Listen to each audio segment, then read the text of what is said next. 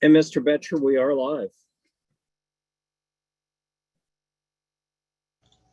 Great. We'll go ahead and get started. Today is Monday, May 24th, and this is the Finance Committee. Mr. Lancer, may I have a roll call of committee members, please? Yes, Mr. Betcher,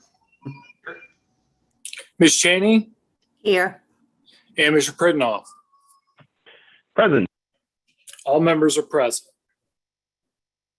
Great. Thank you, Mr. Lancer. We will set the agenda and adopt. The only addition is I would like to add for new business 5 or 10 minutes. Mayor Densmore has requested 5 or 10 minutes to discuss some ideas he has around merit increases and general concepts around merit increase and bonus for employees. So not talking about specific employees, but just the general pay ordinance and some ideas that he has. So I would like to add that and have him speak for 5 or 10 minutes. Mr. Betcher, there is one other thing that actually goes hand in hand under pending business for funding replacement of the Firehouse Rec Center roof. We're also looking at supplementing the air conditioning system in the police department. So that may be an issue that goes with that. Okay, great. Do I have a motion to approve the agenda as amended? So So moved. motion? All right, second. Second. Second? Oh, we tied on that one too. All those All in right, she can have the first. I'll take the second. She's got. Thank you. All those in favor? Good. All right, motion is adopted. Nobody registered to address the committee. We have minutes from April 26th. Do I have a motion to approve the minutes from April 26th? So moved? Second. All those in I favor? beat ya. Aye. And then moving into the financial packet with Mr. Lancer for April 2021. Take it away. All righty. So for the month of April 2021, the village had an adjusted bank balance of approximately $3.6 million. Of this amount, 3.5 can be found in the village's primary checking account. The remaining balance rests in the village's several law enforcement trust fund accounts. As always, I'd like to stress that the vast majority of the 3.5 million that's found in the village's primary checking account is allocated to several dedicated purpose road and street funds for the village and can only be used for those purposes. In April, the village issued 80 payments that totaled $242,000. Of this amount, $178,000 was spent from the village's general fund. This amount was approximately $33,000 more than what was spent by the village during April of last year. And the reason for this is simple. It's due to payroll scheduling. So in April fiscal year 21, the village had 3 payroll periods compared to 2 from the previous April.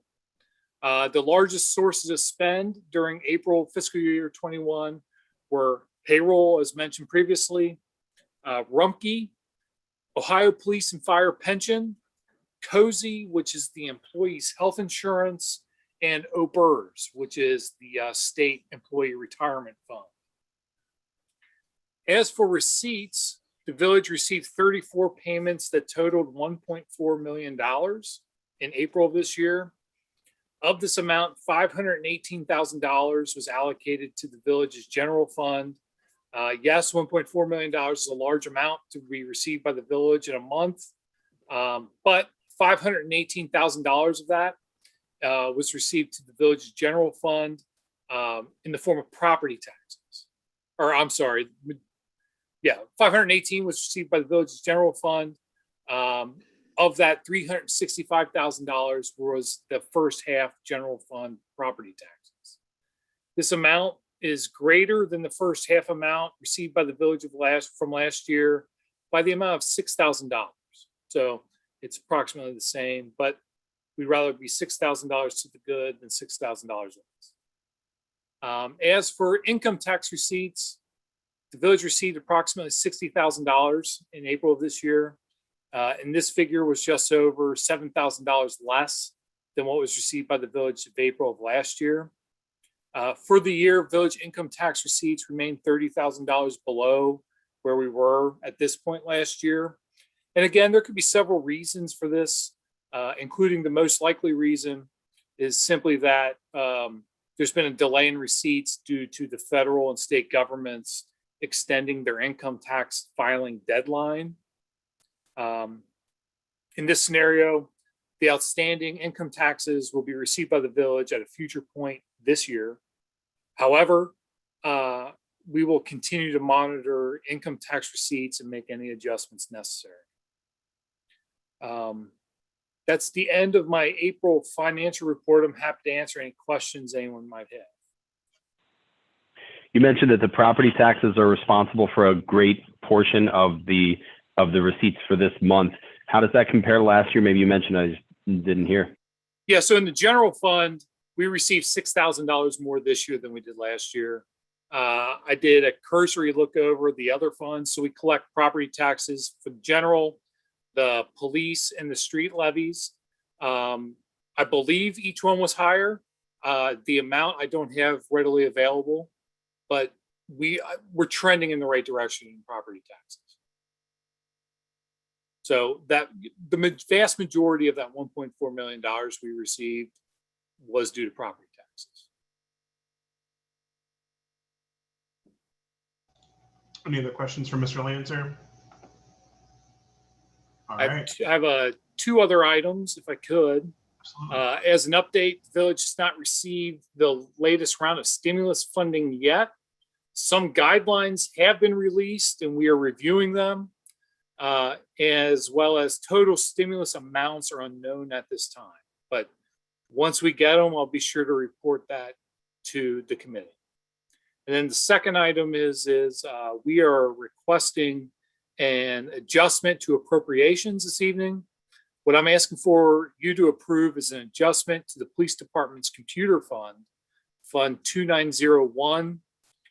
Currently, the village has approved appropriations from this fund in the amount of $3,500. And I'm recommending increasing appropriations in this fund in the amount of $5,000 in order to cover some unanticipated training expenses for the police department. Currently, the fund has a fund balance of $9,700.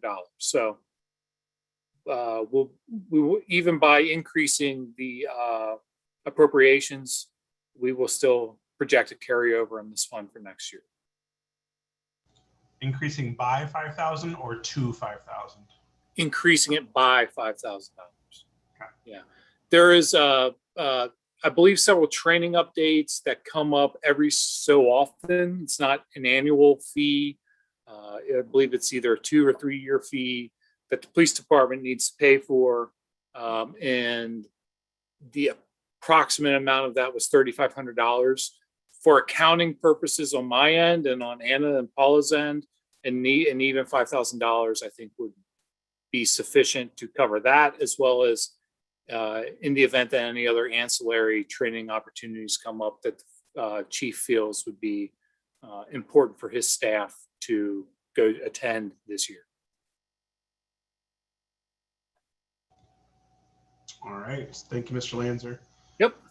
Moving over into the employee healthcare for the new plan year. Sure. Thank you, Mr. Betcher. So, if you recall, we moved to a high deductible healthcare plan 3 years ago and had the option of being able to, added last year, employs the ability to buy up to a more rich plan, yet allowed the village to contribute 92% of the cost in favor of the employees throughout that plan. So what we did this year, anticipating that we would continue to have this specific plan just as a renewal, we ended up with some sticker shock for this year. I'm going to share my screen here, and I'm actually doing this from 2 different computers. What you see here is a document that was provided to us by our broker, which is Haran. Let's see if I can make this work. What I want to show you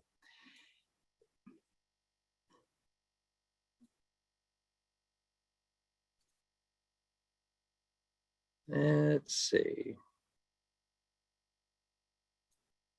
So this is what our current expense was here. Hopefully can everybody see the cursor? Yes. So if you look here under our expense, the plan cost us $191,377. That's with the number of people who are participating. 2 were enrolled in the PPO plan, which is the richer plan. Therefore, they paid a higher cost as employee only. And then there was 1 employee who took the family plan. And then on the high deductible healthcare plan, we had 1 enrolled who was the employee only and 9 of the family. So the family plan is very used, something that our employees depend on to protect their families, and it's a great benefit for us. So when Haran went to do just the straight renewal of the plan, they came back to us with a 9.51% increase. That would raise our healthcare cost for the village to $209,569. That's the out-of-pocket that the village would pay.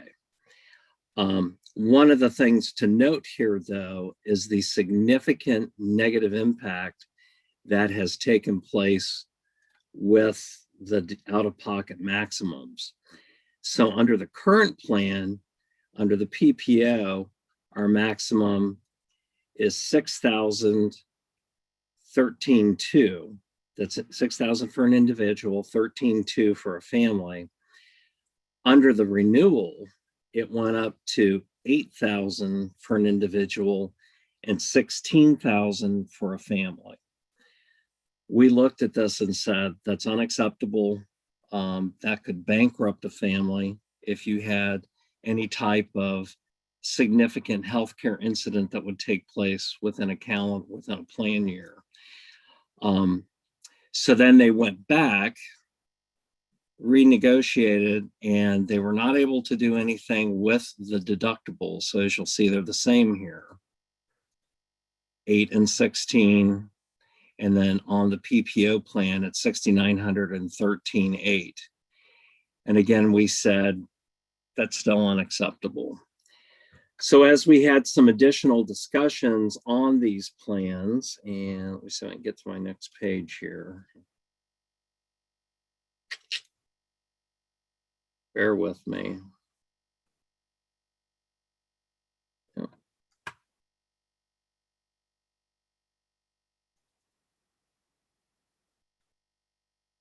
Okay, it looks like I need to change the share.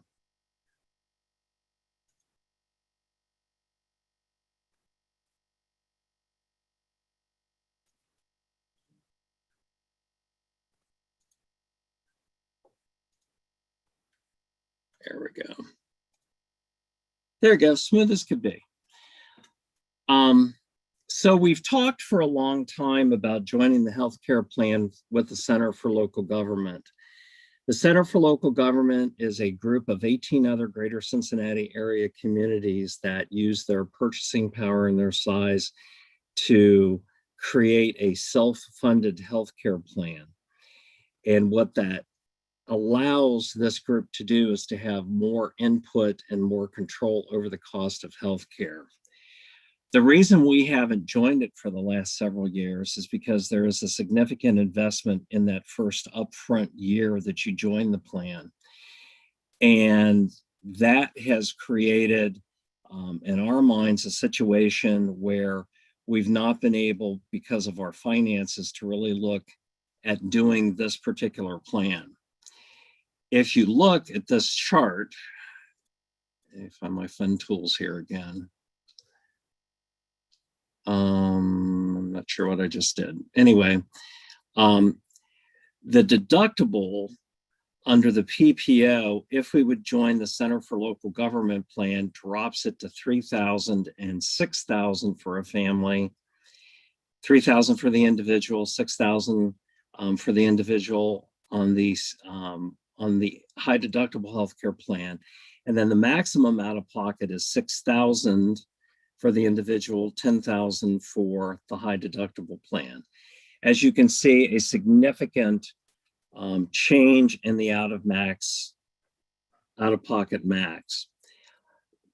We think it's important to note here that the overall year-to-year increase in healthcare through the Center for Local Government plan has averaged anywhere from 0 to 4% per year, keeping in mind that we were looking at a 9% increase.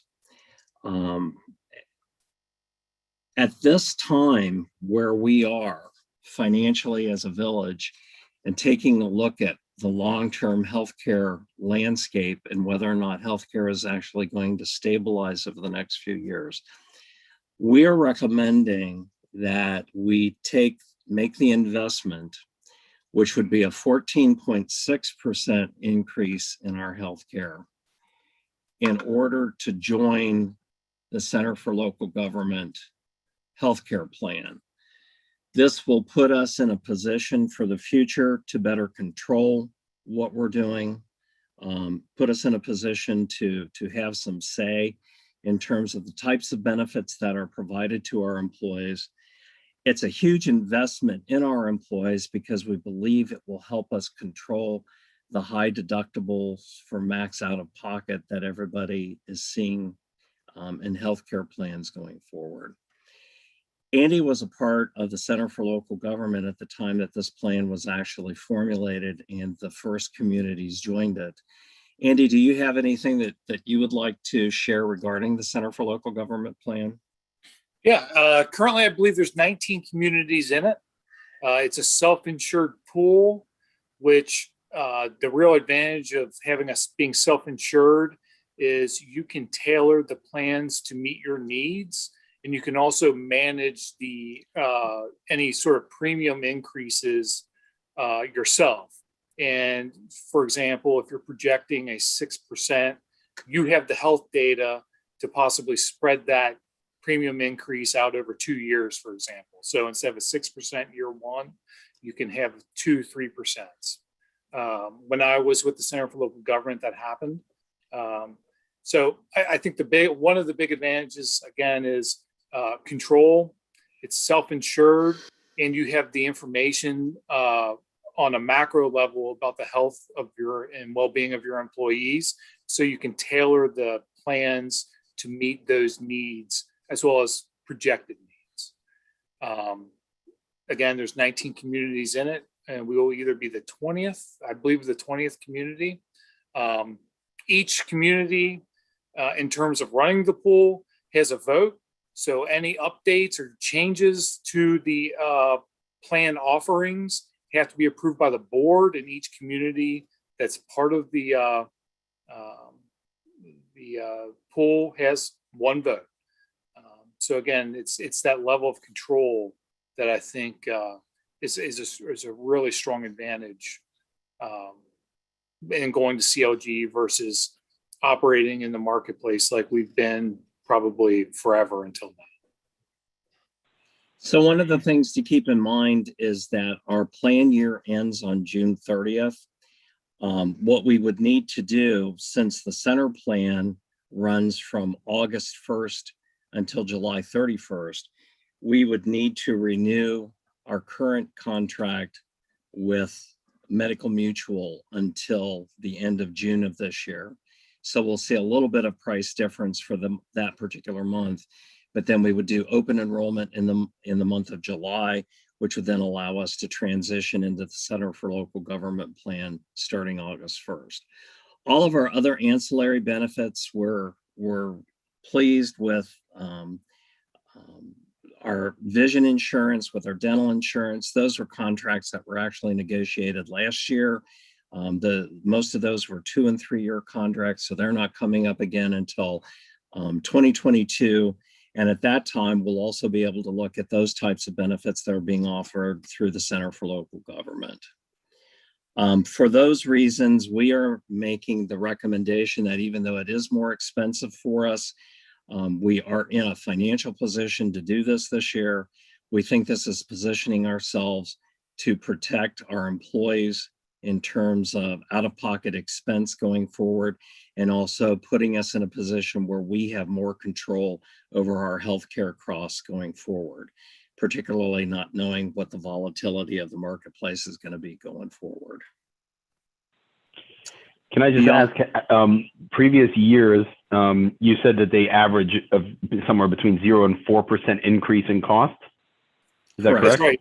This That's year correct. they had a 0% increase. 0. So how many years of spread is that statistic quoting? Quite a while. It was, I was with the Center for Local Government probably 8 years ago now, and the benefit Mhm. pool was functioning strongly at that point. Awesome. And how many employees does this affect part-time employees as well? No, And this is only for full-time employees who are eligible for health care. We currently have, and I believe it's 16 eligible full-time employees and 2, Ann, are you there? Yes, I'm There there. she Yes, is. we have 15 full-time benefit eligible employees. Not all of them take benefits. And the one difference going to this plan is that if the spouse has benefits from their work, they have to take it. They can't be covered under ours. And that is something that we don't currently have. But it seems like better plan for the village and the employees, and it will be able to be, you'll be able to budget for an average of 2.5%, 3% per year. And as Ron said, 9% this year. Last year it was 7%. The year before, the first time, it was 12, and we reduced it down to 9. But so this is an initial, going with them is an initial higher cost, but it's going to, in 2 years, it's going to pay for itself. And it gives the employees better benefits. So this is something Right. No, I that see we've that. aspired to do. Sorry. No, I'm sorry. I see that it's definitely better benefits for the employees. It looks awesome. I'm just curious, does the actual cost, I think you quoted 238, I don't remember the number. I don't want to quote it wrong, but does the actual cost go down after the first year? It actually will No. not. It should stay the same. The increase comes by the percentage of increase that we get for the actual healthcare plan. So we're making this investment. I guess, well, Andy, I guess we didn't really talk about that, but I guess if healthcare costs do go down, yeah, I mean, if there's a healthcare change in the costs- marketplace, it's entirely market driven, with the exception of being self-insured. In theory, even market health insurance can go down. I haven't seen it happen ever since I've been operating in this sphere. I think the real benefit of going to the CLG is it's a 14% this year, and then year 2, 3, 4, 5 will, if the trend holds, will be max 4% year over year, where we're facing between 10% average. So by year 2, 3, it will have paid for itself with richer health insurance, with a Right. richer plan. Is the network, is it a wider network, or it's comparable? Yeah, it's yes, the network is extremely wide. One of the trends in health insurance that I've become aware of is most of the medical providers in our region are accepting the extremely broad range of health insurance now, which is a somewhat different than where the market was 10 years ago, for example. We've been assured with a preliminary look that patient-doctor relationships as they currently exist among our employees should not be disrupted by making the switch. Okay. So that was, in fact, when we switched from our previous provider to Medical Mutual, one of the things that we were concerned about was whether people would have to switch their network affiliation. Right. I personally went through that when I was on Obamacare. I was at UC Health, and the plan that I was in only was at TriHealth. And that was a horrible transition for a year where I had to find new doctors for everything. This plan covers just about everybody who's available in Greater Cincinnati. And it's actually a United Healthcare insurance. United Healthcare has a great network of both healthcare providers and pharmacies. So even under Medical Mutual, that was a good plan. But again, there were some limitations that we found with some of our employees in terms of pharmacy coverage and provider coverage. So do we need to make a recommendation as a finance committee for you guys to move forward with that, or does that need to be discussed in council? A voice vote would be great this evening. We actually have a piece of legislation in front of you tonight to allow us to go into or to enter into discussion and contract with the Center for Local Government to make that happen. And I don't know, Terry, do you want to weigh in on that? Yeah, the process with CLG requires that we pass authorizing legislation as our first step. And so we apply to become a member. The legislation we have tonight authorizes Ron to sign that application. And then once we're accepted, I think they do it at their next executive committee meeting, we are authorized to go forward and contract through them with the provider. I just caught the tail end of it. Are we continuing our current coverage for 1 month and then switching over? That is correct. And are they being our current carrier in agreement, we can back out after 30 days? That is correct. Okay, and then that's within your $50,000 authority, so we don't need any legislation for that. Correct? That's correct. Okay, so what we'll just be doing tonight is authorizing that application, and then probably coming back in our June meeting would be the actual contract parameters to join that pool for that coverage for United Healthcare. So we will continue to offer 2 plans that are similar under this plan to what we're currently offering. We will continue to offer the healthcare savings account with the quarterly match up to $250 per quarter. We don't see any reason to alter that at this point in time. So we'll continue that plan and come back. I believe we do that legislation in January to formalize that plan for the following fiscal year. All right, I'll make a recommendation that for council to approve. I'll second it. You need, All those in favor? All right. I think we got the spirit of that. Got it.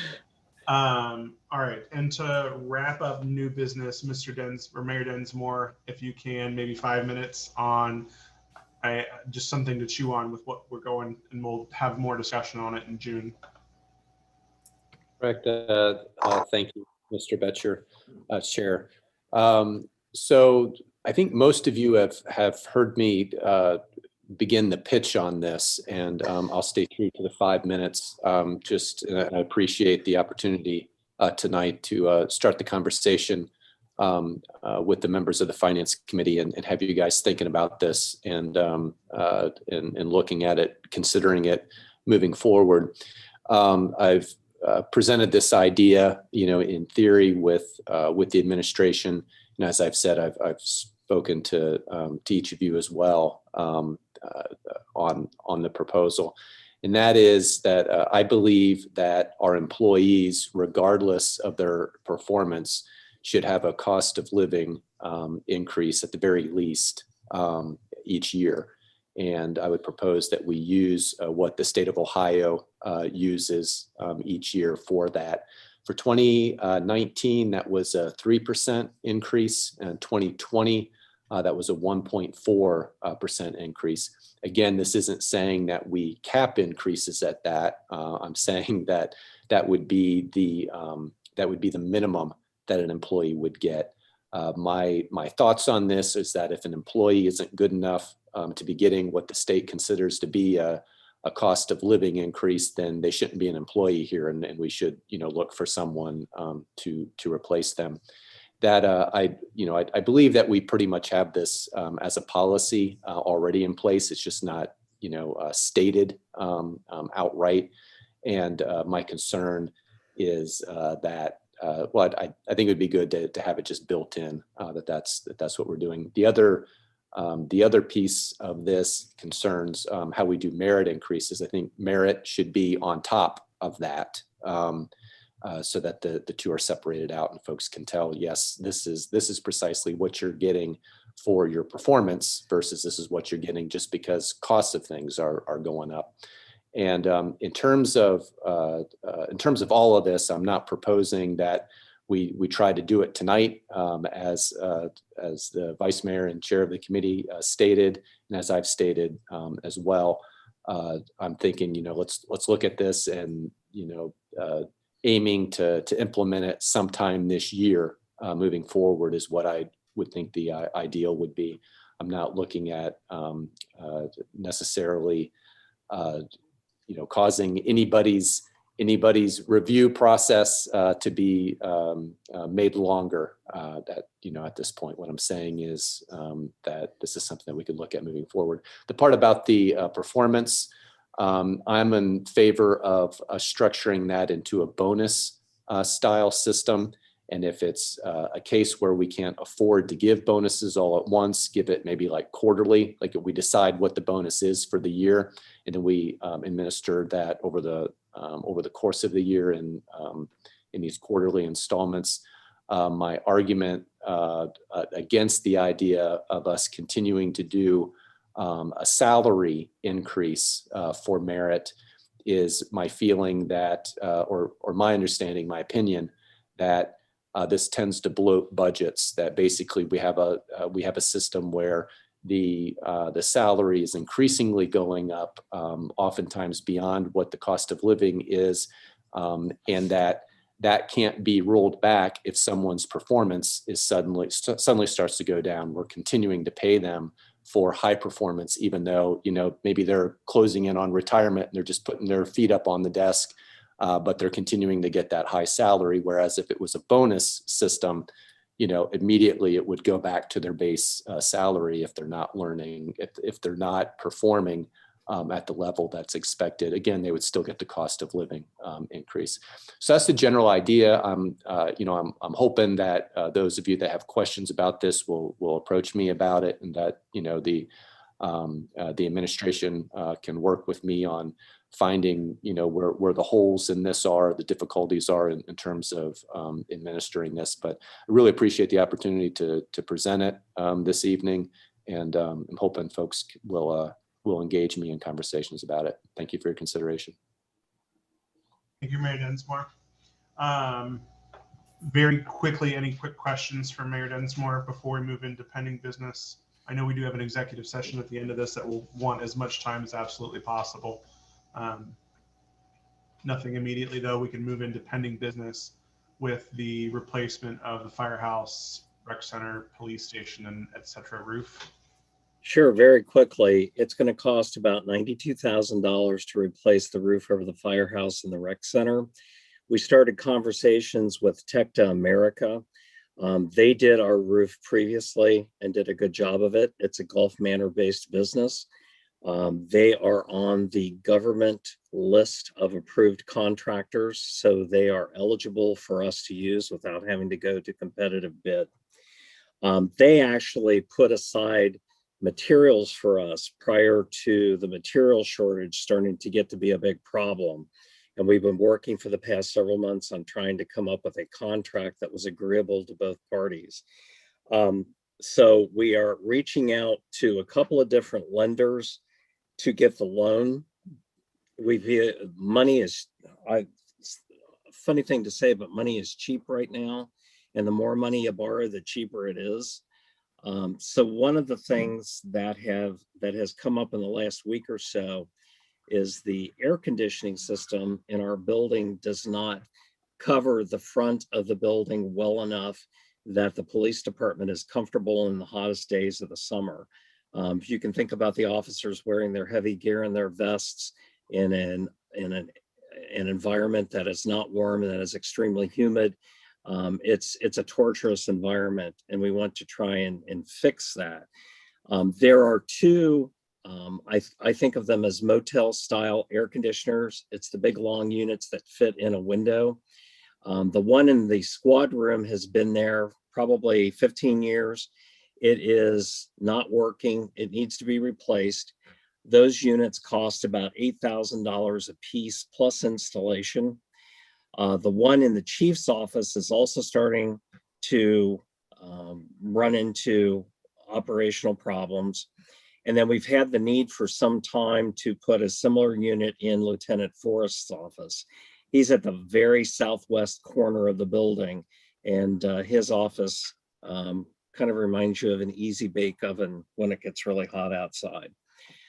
We've looked at a couple of different vendors.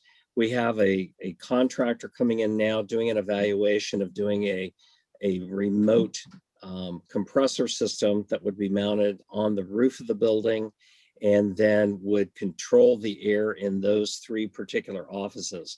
Would also include the clerk's office, Denise's office. The cost of that is probably going to run around somewhere between $24,000 and $30,000. And we're thinking that when we do the loan for the roof, we'll do it as one request for money to be able to do both projects. Long way of getting around this in brevity here is that we have on your docket this evening the proposal for going ahead and doing the roof. We'd like to be able to give them a go ahead to start.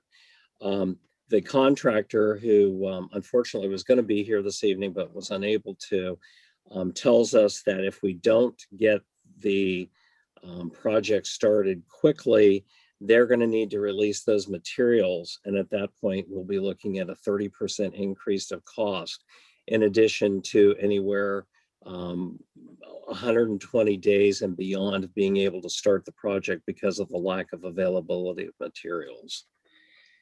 So good thing is they're going to hold the price for us, but we'd like to be able to give them the okay to get started on the project. We'll have the financing and everything arranged most likely by the end of next week. Okay, Questions? Sorry. No, you're fine. What seems like a no-brainer for the police department, if it's only going to be like around 24,000, 25,000, when those smaller units are costing the same. Correct. It's also a better situation because you don't have something actually sitting in the window. Mm-hmm. I believe where people are seated, and Chief Campbell can tell you this, you've got air coming up right at your desk. These will actually be coming out of the ceiling like regular air conditioning does in our building. I think this is as you said, Ms. Cheney, a no-brainer to be able to move forward on this project. Yeah, if I could real quick, those units they occupy an entire span of one of those window sections. If you remember, those are all single pane glass. It is like a heat ray once the sun gets to the west side of the building. And Forrest's office in particular has sun all day on the south and then gets bonus sun on the west. And we've seen 90-degree temperatures in those rooms when the rest of the building is in the 70s. It's brutal. Those units are loud and they're bulky as well. So we'll be able to eliminate those, free up those walls to use for precious workspace. Thank you. Do you need anything from this committee or just to be aware of the stuff that'll probably come in June? Terry, I think it would be appropriate if they made a motion to move forward with the project. I think just make a recommendation to add it to the agenda for approval tonight, so we've got the endorsement from finance. I'll make that recommendation. Second. And Matt, you should probably abstain because the combined resolution includes authorizing us to finance through US Bank Corp. Okay. All those in favor? Perfect. And Mr. Betcher abstains. Yes. Sorry, I missed that one. All right. Very quickly, old business audit for 2019, 2020. Several of the documents have been mailed or have been emailed to them. I'm going to begin working on the document request, the hard copy document request, hopefully this week. And that's where we are with that. Potential new COVID funding. Again, Ron, you can go ahead. No, go ahead, Andy. I was just going to say you had covered that earlier. Yeah, there's nothing new to report other than we've received some guidance. All right. At this time, then I'd like to call for an executive session for members of the committee, Ms. Snyder from executive and Mayor Densmore and Mr. Donnellan. And that would be for matters relative to compensation of a public employee. Yes. So I make that motion. Do I have a second? Second. Now roll call. Mr. Betcher, Ms. Cheney, Yes. Mr. Pridnoff, Yes. So, Miss Bergen, Miss Gideon, Chief Campbell and Mr. Lanzer and I will be in the main room while the rest of you, Mr. Betcher is going to take you to a breakout room.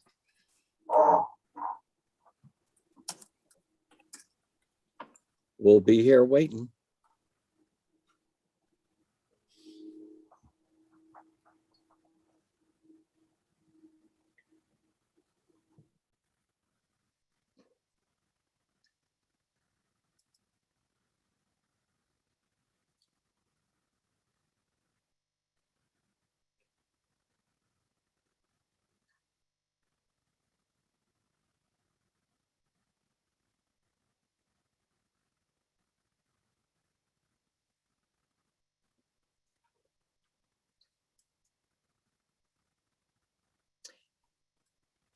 Anna and Paula, you can go if you'd like. I don't think there's anything else going to come up for either of you. Okay. I hope you have a great meeting. See you tomorrow.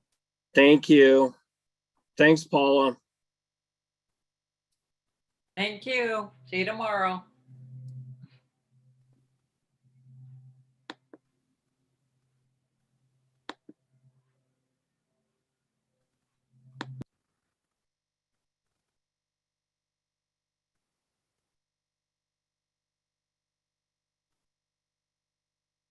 So just so you guys know, we are actually the four of us streaming live on our website. So I'm going to go dark.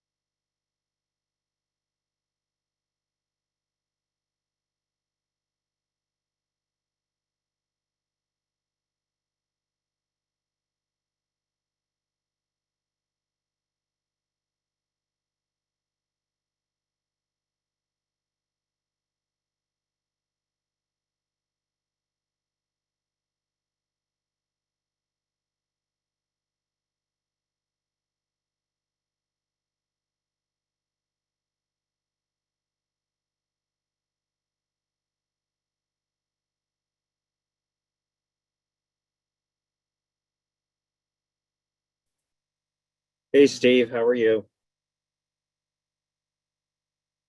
I think you are muted. How about that? Perfect. Hey, our executive committee is in executive session for the moment, so that's what we're waiting on. Okay. Danny, hopefully you heard that. I did. Thank you.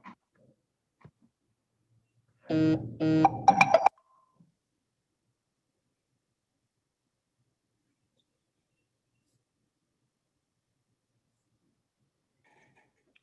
Ashbrock, is there a Cliff Notes version available on Amazon for your report? That's a I'll joke. say that again.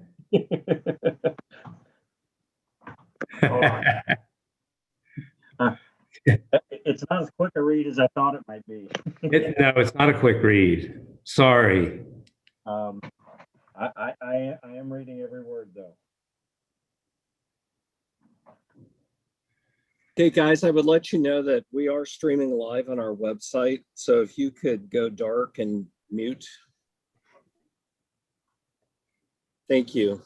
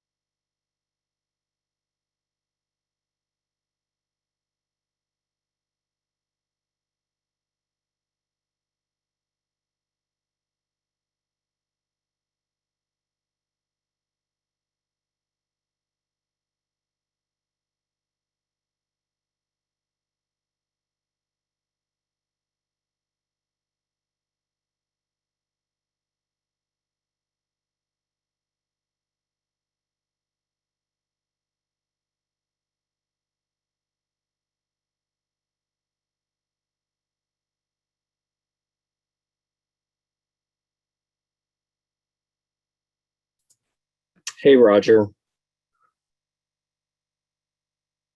Hey, the executive committee is I'm sorry, the finance committee is an executive session. We're waiting for them to come back. So if you could go dark, we're actually streaming live on the website right now.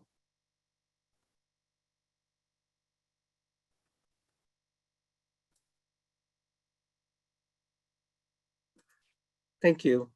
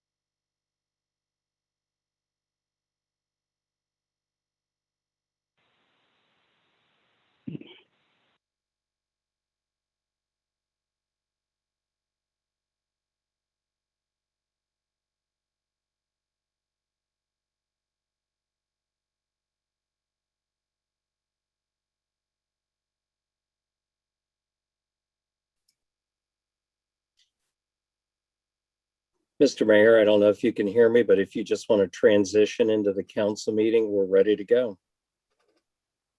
They're gonna, I think, make a motion quickly to adjourn from finance. So moved. Second. And then all those in favor? All right, we are adjourned from finance. And Mr. Hirth, I'm going to give you the ball back. Thank you. Make host. All received. I'm glad it worked.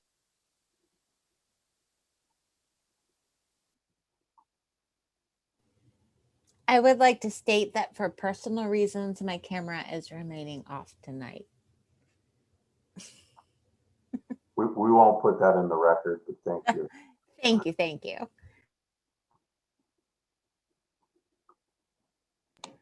I realized that I was muted. Mr. Hirth, did you say that it looks like that we're ready to get going here? I believe so. I'm getting a strange message that it looks like everybody's not in the room. Okay. Let's see. And just so you know, it is me. I know it's been like 6 months since I got a haircut, but I look different. But it is me.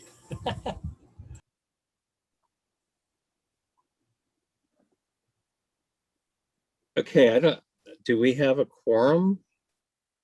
Well, we will. I believe everyone's here. Yeah, it looks like it. Yeah, I'm not sure what this is telling me, but it looks like everybody's here. So you're ready to go. All right, thank you everyone for your patience with our delayed start here. It is 7:10. Today is the 7:10 p.m. Today is the 24th day of May in the year 2021. And I am Mayor Densmore, and this is a meeting of Gulf Manor Village Council. We're meeting remotely by the authority granted us by the Ohio Legislature, given concerns about COVID-19 pandemic. If you will stand as you are able and join me in getting our meeting started with the Pledge of Allegiance. I pledge allegiance to the flag of the United States of America, to the republic for which it stands, one nation, under God, indivisible, with liberty and justice for all. Let's see. All right, let's get started by seeing if we have a quorum. Mr. Lanzer, would you do the honor of reading the roll call? Mr. Batcher,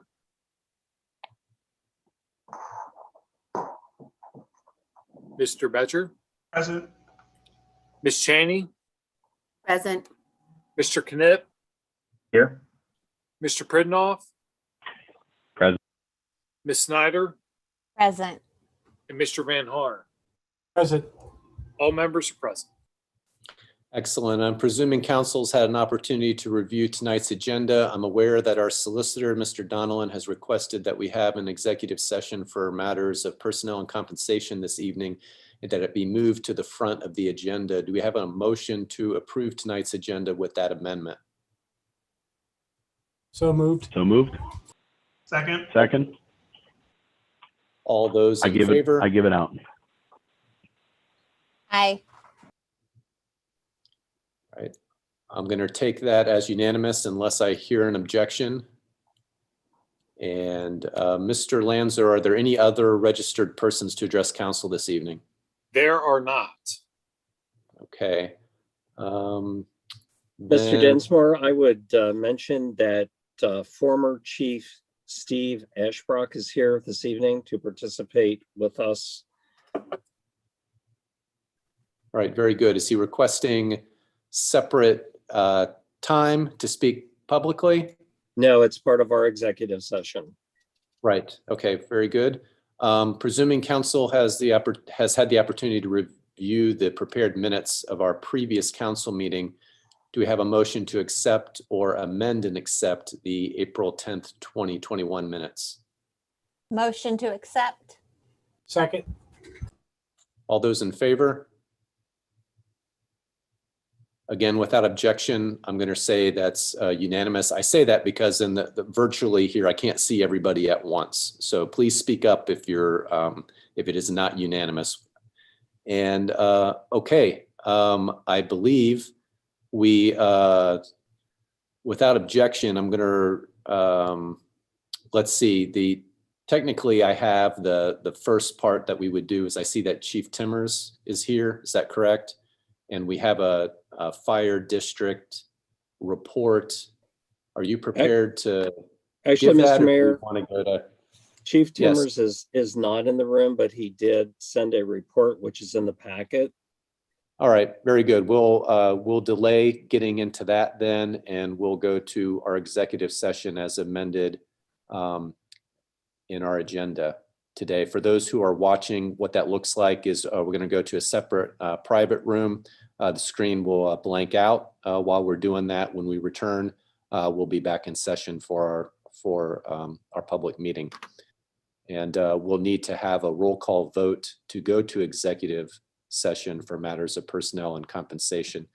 Do I have a motion to do so? And actually, we have two matters of personnel and compensation of public employees, and we're going to cover both of those in the executive session. Part of it's coming away from a discussion from finance. When we get to the second component of it, I believe it's just going to be council and myself, to Mr. Hurst, Mr. Lanzer, and Chief Campbell will be excused from that portion of it.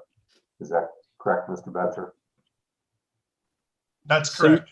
So, Mr. Betcher, what I'm going to do is give you control of the meeting again, so you can take everybody over. And then when you get to the other part, you can dismiss the three of us that aren't supposed to be there. All right. So for those watching, we'll be some folks that pop back, and we'll wait patiently until the rest of us rejoin. Thank you, Mr. Betcher, for taking the reins of the technology here. And make sure you invite Mr. Chief Ashbrook into that executive session. I'll try my best. Here we go.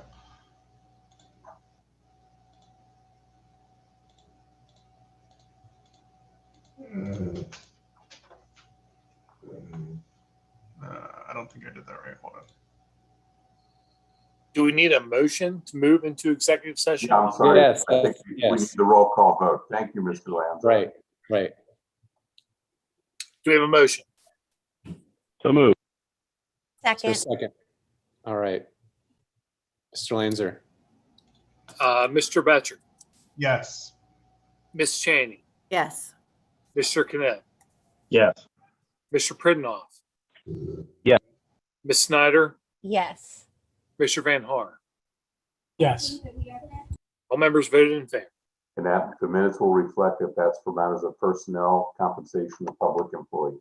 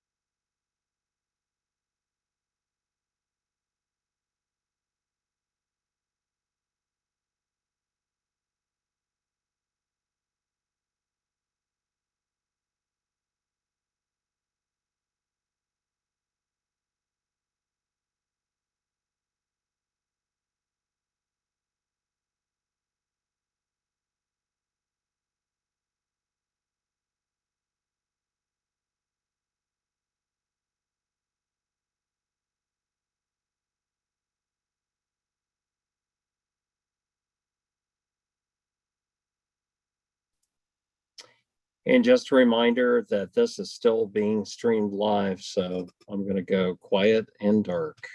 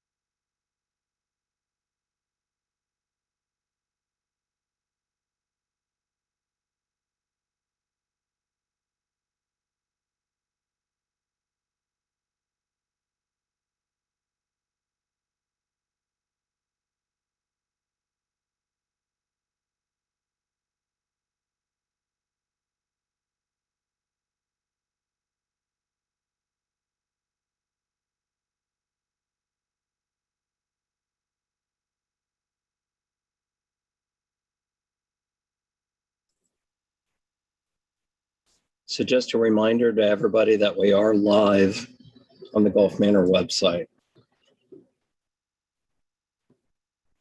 Ron, I've given you the ball back.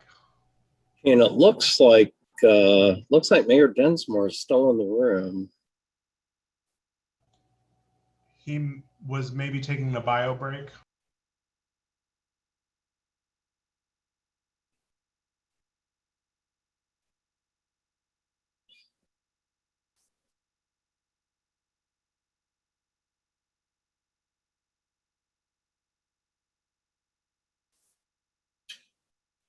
Okay, the room's closed now. I do not see him. What are we waiting for? Oh, you. There you are. I think we've got you. Donovan back? No, not yet. Okay.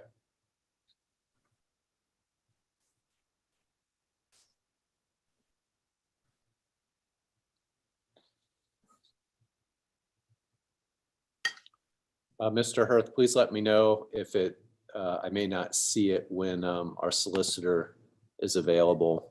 Please let me know when he appears. He's in the room, but I don't see his video yet. I think he was taking a quick break.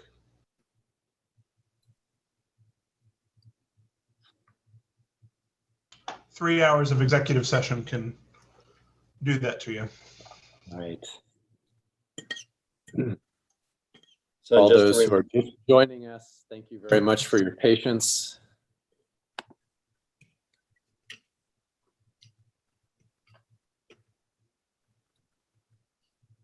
Does someone edit those out for the people who review it in the future? No. Oh, okay.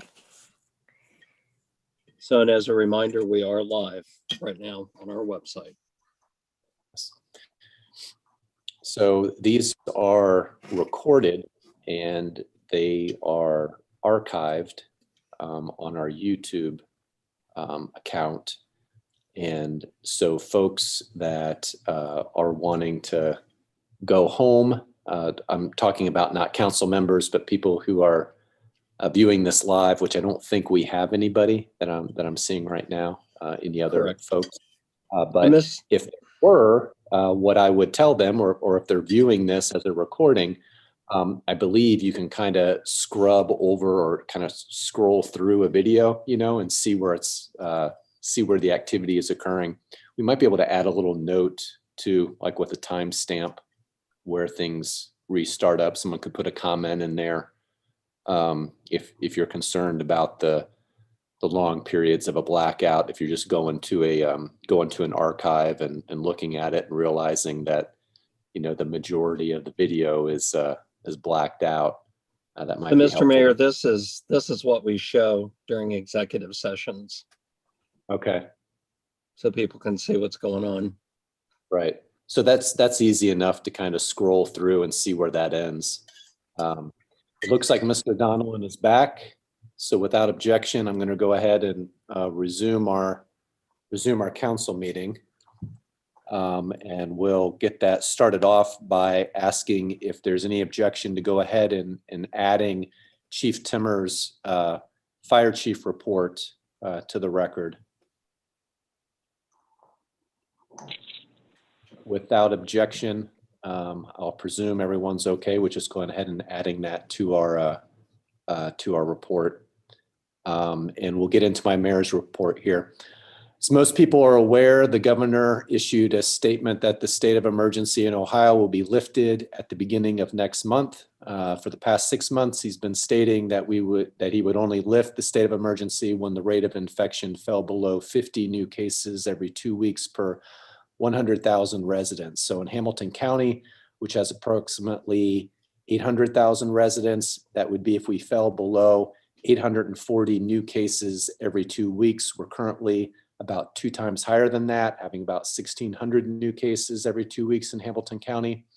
It's argued that we no longer need to be worried about that because the number of hospitalizations has significantly decreased. Most of our elderly population, I'm speaking about myself, that's everyone over 50 is vaccinated. And this is our most vulnerable population where 99% of the deaths from COVID-19 occur. So while we continue to have a lot of people getting COVID here in Hamilton County, there are significantly less hospitalizations and deaths now in Ohio. Last week, the Ohio Department of Health lifted the mask requirement for individuals that are fully vaccinated. It has also been announced that the state will no longer collect any pandemic-related data after June 2nd, which I think is a bad idea. I think we should continue to collect data if, for instance, in the next 30 years, we have a flesh-eating virus making its rounds, but like our current COVID numbers, only 1,600 new cases are occurring every 2 weeks in Hamilton County. It would be good to have some data on how things like that spread in the past. Concerning Ohio's Vax-A-Million campaign, while it was originally announced that Ohioans would be automatically entered into the pool, it was announced last week that if you're to be eligible for the drawing, you must go to the website ohiovaxamillion.com to register. Speaking of that campaign, Gulf Manor will host its second free vaccination clinic here in the municipal building on June 3rd from 3 to 6 p.m. So if you haven't gotten your shot, get it here and register for the Ohio Vax-A-Million lottery. The mask mandate I ordered in Gulf Manor specific to public gatherings such as bus stops and summer yard sales was worded such that it would expire as soon as the state of emergency issued by the governor was lifted. COVID-19 and its variants are still here and still very dangerous to people over 50, and especially as well to anyone who has pre-existing health conditions. Please be respectful to people who you see wearing masks. They're not sheeple, they're not idiots. In most cases, these individuals have either been told by their healthcare professional to wear one, or they're wearing one out of concern and protection for the vulnerable friend or a family member. This is probably going to be the new normal in our society, seeing people wearing masks as it's been for decades in other urban centers around the world. So again, please be respectful. And even though there won't be a mandate for social distance after June 2nd, if you are in a vulnerable population or needing to protect those who are, of course, you can still bring a mask with you to public events. And for a while, I'll still make sure free masks are available for those that want them at our village-sponsored events. Cost of living and, basically, I made my formal recommendation at this evening's final Finance Committee meeting that our village administrator receive a cost of living increase as well as a merit bonus for his past 2 years of service in the village. Our village administrator, Mr. Hirth, has overseen the operations of the village these past 2 years with excellence. In addition to his role in securing a significant budget surplus for the village, we've seen permanent speed humps added through the village. In addition to overdue road and sidewalk improvements, Mr. Hirth has implemented employee policies that make for a better work environment for our village staff. He's recommended and overseen significant additions to the staffing of the village, as well as implemented a $15 minimum wage for our village staff. He has engaged county and regional partners and resources for the betterment of the village, and has made customer service a priority in the goals of all our employees. And there's a lot more that I could list here. I apologize that this is not there's no way a comprehensive list of his excellent service to the village. I know I'm not alone in recognizing Mr. Hirth's significant contribution to the village as former mayor and current village administrator. So please join me in saying thank you, Mr. Hirth, for all your excellent service to the village of Gulf Manor. And there'll be more on this in our finance report. Thank you, Ron. Like many others in Ohio and across the nation, I took advantage of the extension of the tax deadline and waited till the past week to file my taxes. I was very pleasantly surprised by how easy it was to file my local Gulf Manor taxes using the online portal of RETA, the Regional Income Tax Agency, which is our new tax collection partner. It was very easy to file and I was finished very quickly. I'm bringing this up in case you or someone watching hasn't yet filed your local Golf Manor taxes. Go check it out and see how easy it is. Even if you are late filing, it is still easy to file. You can find the online portal by doing a Google search for Rita, as in lovely Rita, or www.ritaohio.com. The Saturday before last was National Peace Officers Memorial Day, and I issued a proclamation honoring that, which was additionally posted on the village blog that day. It reads as follows: honoring National Peace Officers Memorial Day to recognize National Peace Officers Memorial Day and to specifically honor the service and sacrifice of those peace officers killed in the line of duty while protecting our local communities. Whereas the Village of Golf Manor stands in solidarity with its neighboring communities, mourning the loss of peace officers who've made the ultimate sacrifice, being killed protecting others. And whereas more than 20,000 law enforcement officers in the United States have made this ultimate sacrifice. And whereas the 5 most recent local officers who have died in the line of duty are Corporal Adam McMillan, Hamilton County Sheriff's Office at Watch, October 23rd, 2020. Detective Jorg Rene Del Rio, Dayton Police Department, end of Watch 7/2019. Detective Dale James Woods, Coleraine Township Police Department, end of Watch January 7th, 2019.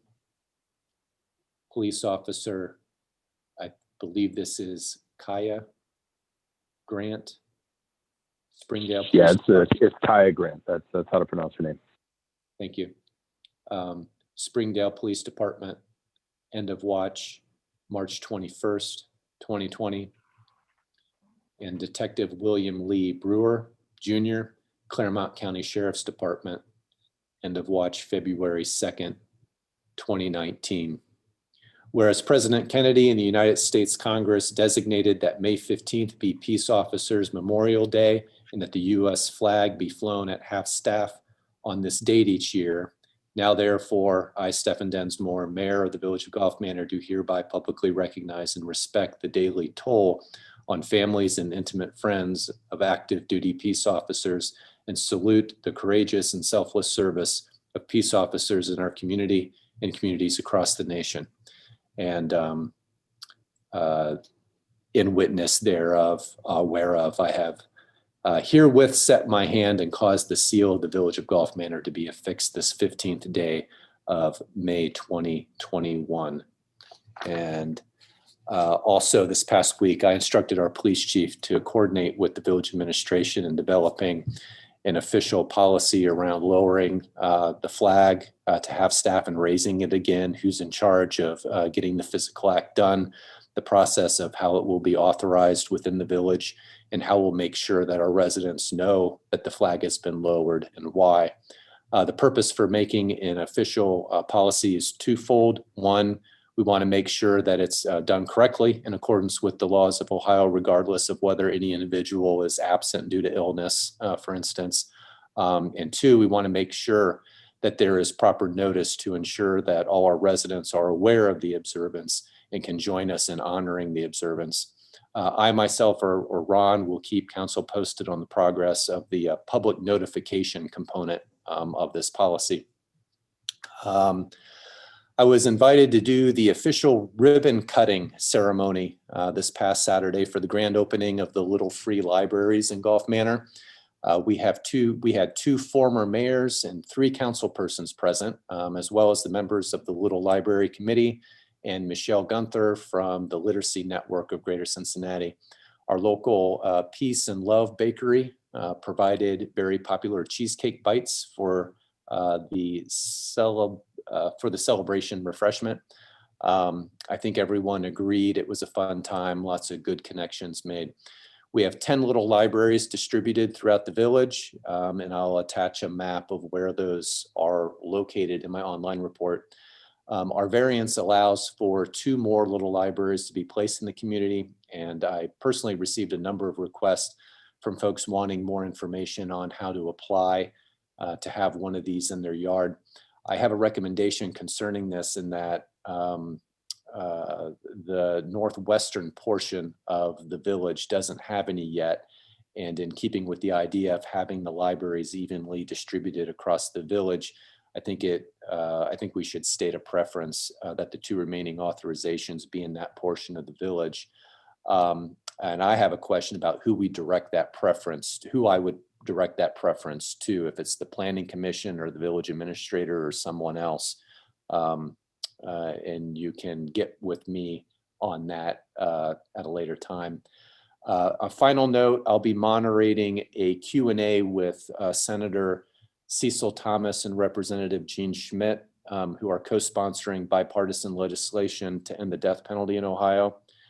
The event is this Wednesday at 7 p.m. It's an online event, and one of the panelists is a death row exoneree, Derek Jameson, who was on death row for 2 decades before an inquiry found that he was actually innocent of the crime for which he was to be executed.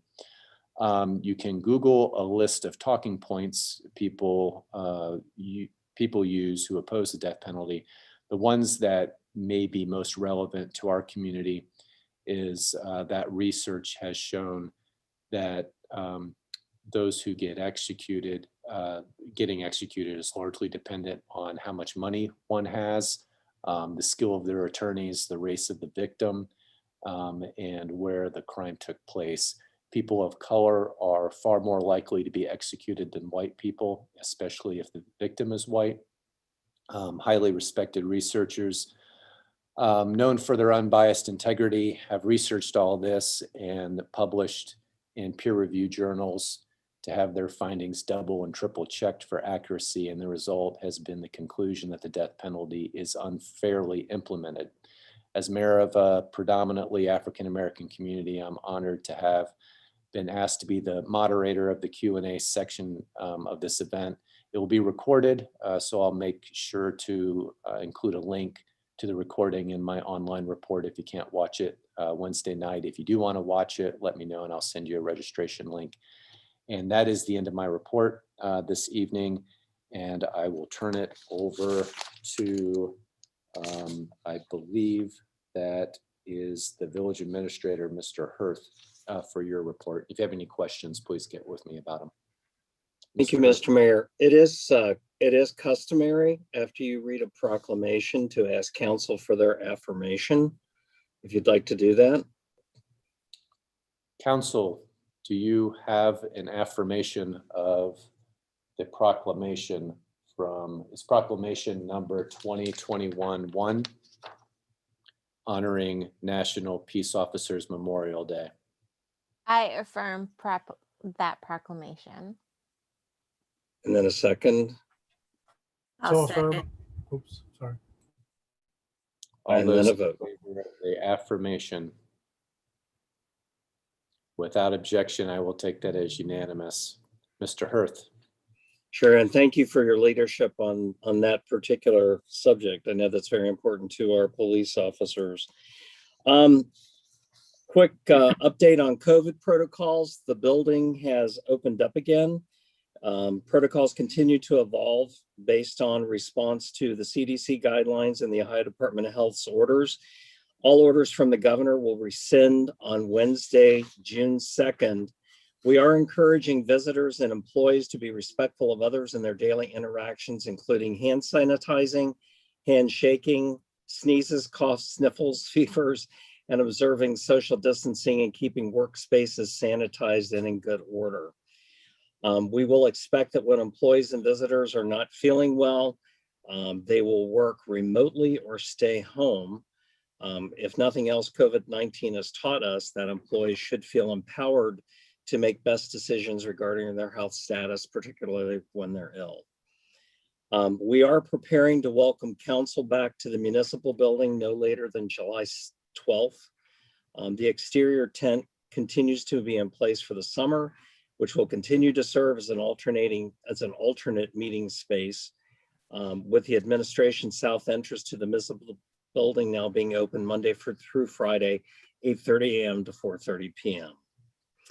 On the Vera Road project, there was a delay that nobody told us about. They reported to us on May 13th that the project would not start the week of May 17th, which is what we had been preparing for and had been unsuccessful hearing anything different than that was the date it was to start. Adlita, the construction company, deploys crews to specific jobs, and the crew that's performing Gulf Managed project was delayed in Hamilton due to weather and some other issues. We've been assured that they will start the week of June 21st. As a result, we do apologize to residents who had received notice that the project was starting at the same time that we were finding out that the project was delayed. We're sorry for any confusion, but keep in mind that the contractor will stay in touch directly with the residents regarding any communication further about the delay or anything that they need to know about the project. I would like to remind council members and any residents who view this later that the village is not performing the work on this, as we have hired the construction company to coordinate the project. So they will develop the work schedule, they will control the traffic in cooperation with our police department if necessary. They will give clear direction to residents about where they need to park and what phases of the project will be exercised throughout. It's important that I believe Mr. Pridenoff, the prior weekend to the 17th, was being inundated with lots of questions about parking and so forth. I would remind everyone to direct people to the website where there will be an update that comes to us from Adlita on the various phases of the project. With reference to diversity training, we are moving forward, offering village employees across 3 classes that will take place on June 3rd and June 10th. After that, we've scheduled a leadership session that is now scheduled for July 8th from 5 to 8 p.m. So all of the council members, we're expecting you to be present for that. No one got back to me that there were any problems with the July 8th date. That seemed to be the date that everybody was in concert with, and we will offer dinner that evening. So we're looking forward to that. That will include the elected officials, Mr. Donnellan, and the leadership team of the village staff. Just to let you know, the banking RFP went back out. Just as an update, we're expecting those responses back on Wednesday of this week. We should have something in place for council to consider by June 14th.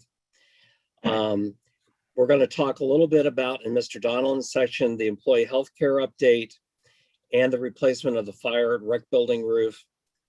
The waste collection RFP will be issued June 1st.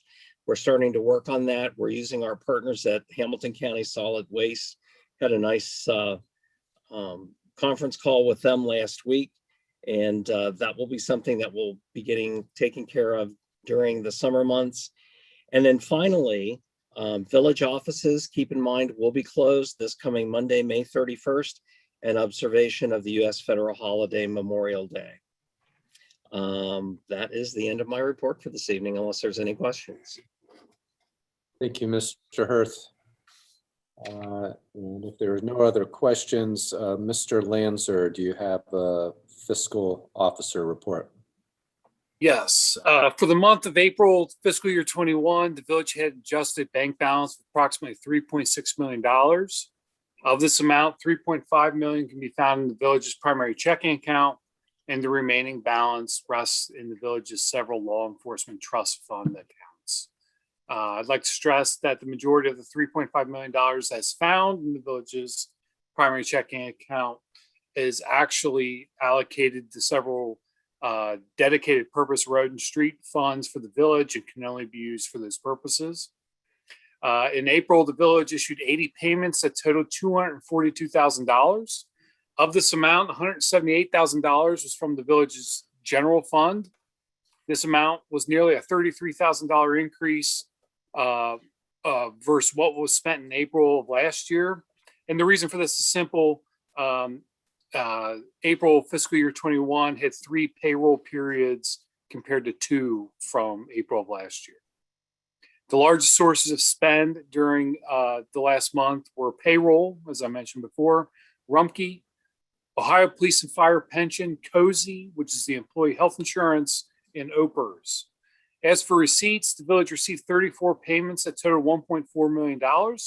This is a high number, and the reason for that is the village received the first half property taxes for the general fund, the street levy, and the police levy. The general fund received $365,000 in first half general fund property taxes. This amount was just over $6,000 more than what was received in first half disbursements last year. As for income tax receipts, the village received approximately $60,000. This figure was around $77,000 less than what the village received in April of last year. For the year, village income tax receipts remained $30,000 below where we were in April of last year. Again, this could be due to several reasons. Most likely, it's due to the delay in federal and state income taxes. However, we will continue to monitor income tax receipts and make any adjustments necessary. The last thing I would like to mention is I am requesting an adjustment to appropriations. What I'm requesting for you all to approve is an adjustment to the police department's computer fund, Fund 2901. Currently, the village has approved appropriations in this fund in the amount of $3,500, and I'm requesting increasing appropriations by $5,000 in order to cover additional training expenses for the police department. And currently, the fund has a balance of $9,700 in it.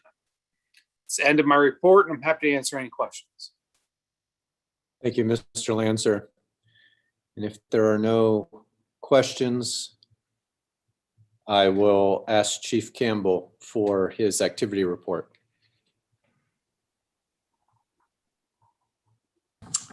Hello, good evening. I'm going to be brief with the amount of information we've all digested tonight. I have an activity report for the month of April 2021. The police department responded to a total of 328 calls for service, which resulted in 26 criminal incident reports. 10 of those were theft reports. Some of the most common runs we saw in the month of April were 25 alarm drops. We had a mixture of runs that involved assaults, domestic disputes, neighbor trouble, noise complaint, unknown trouble. That number was 81 calls. There were 21 parking calls made by the police department, as well as 42 traffic stops. And without any further questions, that'll be the end of that report. I'd also like to thank the mayor for his proclamation. Thank you for your service, Chief, and your whole department. Thank you for your report. Without any other questions for Chief Campbell, I'll ask for a second roll call, which is customary to make sure that we are maintaining quorum for the record. Mr. Lancer, would you do the honor? I'm Mr. sorry, Batcher. I do have a quick question for Chief Campbell. Sorry. Regarding those parking incidents, how were they dealt with, or what kind of parking incidents were they? They were parking complaints that were responded to and logged by the police officers. I don't have the statistics of how many were cited versus how many were resolved. Keep in mind, our end result is to get these resolved. So the officers respond to those and address those calls. Okay, great. Thank you. Sure. If you'd like more information, I can have some more details for you tomorrow. I appreciate that. I'll send you an email. Sure thing. I apologize, Councilwoman Snyder. I did not see that that you had a question. I didn't mean to steamroll right over you. In the absence of any other questions, and I'm scrolling through here, Mr. Roger. Question. Yeah. Chief, is there something, is there anything there that kind of spiked a little bit? I mean, it sounds different than the other reports with parking and is there something going on? Or Well, I think as we come out of COVID, the police department is going to be more comfortable being proactive and initiating contact versus being more cautious and responding from a distance and through virtual meetings like this where we would speak to reportees. We're able to interact with officer or with the public more. So we're going to see an increase in those contacts. Okay, that makes sense. Thanks. Sure. I apologize. With the virtual format here, I've got to scroll through the different council members to see if anyone is raising a hand or wishing to speak. I believe that the questions have all been asked now. Mr. Lanzer, would you do the honors of a roll call for quorum? Mr. Betcher, Here. Miss Cheney, Here. Mr. Knipp, Here. Mr. Pridnoff, Here. Miss Snyder, Present. and Mr. Van Harn. Present. All members present. Thank you, Mr. Lanzer.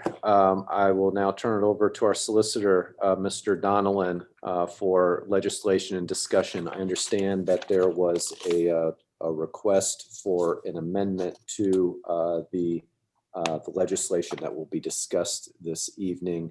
Mr. Donnellan, I guess I'll ask if you'll start with that so we can approve it. Yeah, it would just be a motion to update and amend the agenda for 4 additional pieces of legislation, 4 resolutions that we're also going to add for this evening.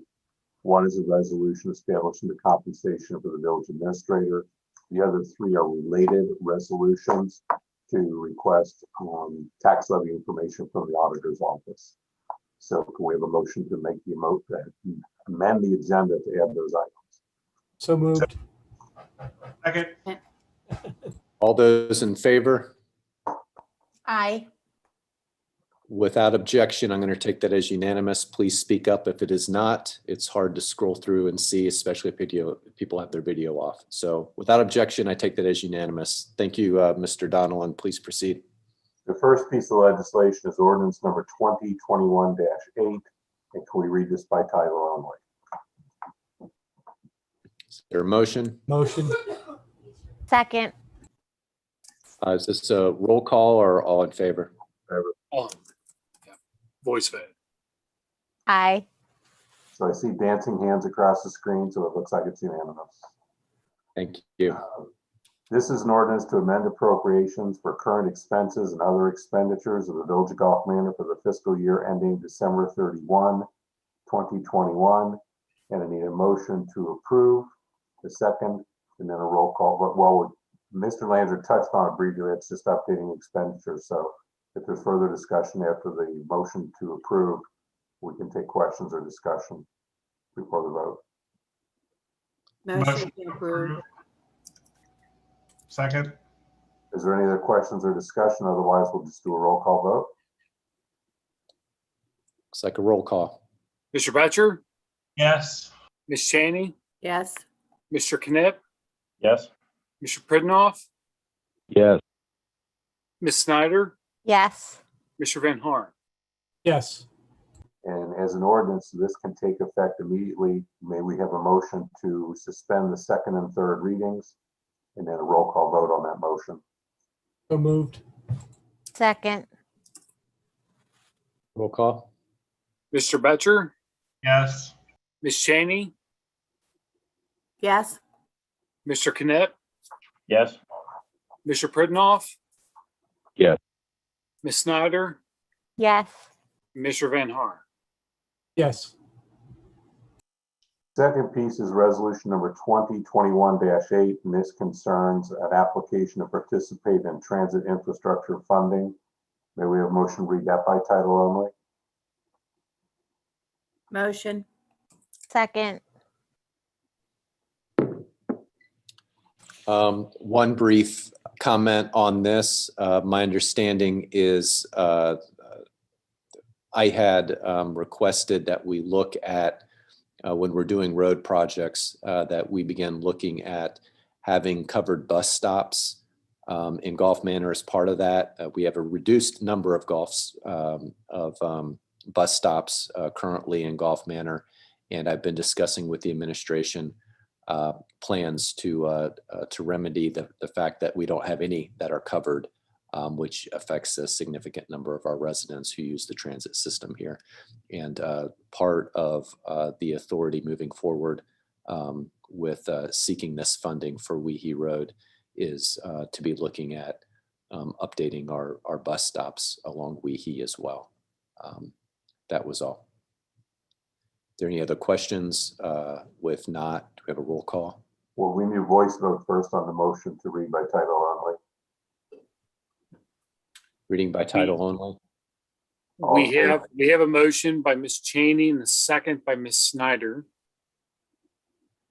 And that would be just all in favor, aye.